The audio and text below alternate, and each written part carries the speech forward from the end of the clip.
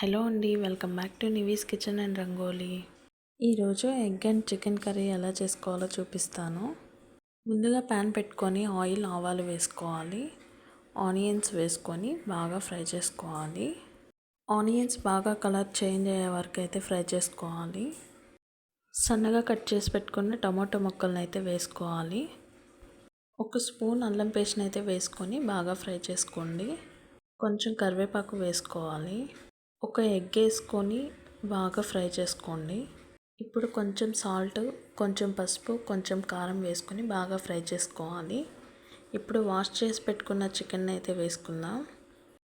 మీకు సరిపడినంత ఉప్పు, కారం, పసుపు అయితే వేసుకొని బాగా పీసెస్కి అంతా మసాలా పట్టే వరకు బాగా ఫ్రై చేసుకోండి. ఇప్పుడు కొంచెం వాటర్ వేసుకోవాలి. వాటర్ అనేది ఎక్కువ వేసుకోకూడదు, ఎందుకంటే చికెన్ని ఉడికించుకునేటప్పుడు కొంచెం వాటర్ అనేది వస్తుంది. ఇప్పుడు ఒక 5 మినిట్స్ వరకు ఉడికించుకోవాలి. తర్వాత గరం మసాలా, చికెన్ మసాలాను అయితే వేసుకొని బాగా ఫ్రై చేసుకోవాలి. ఇప్పుడు కొంచెం కొత్తిమీరని అయితే వేసి ఇంకొంచెం సేపు ఉడికించుకుంటే సరిపోతుంది. చూడండి గ్రేవీగా ఎలా వచ్చిందో. ఈ కర్రీ రైస్లోకే కాదు, చపాతీలోకైనా రోటీలోకైనా చాలా బాగుంటుంది.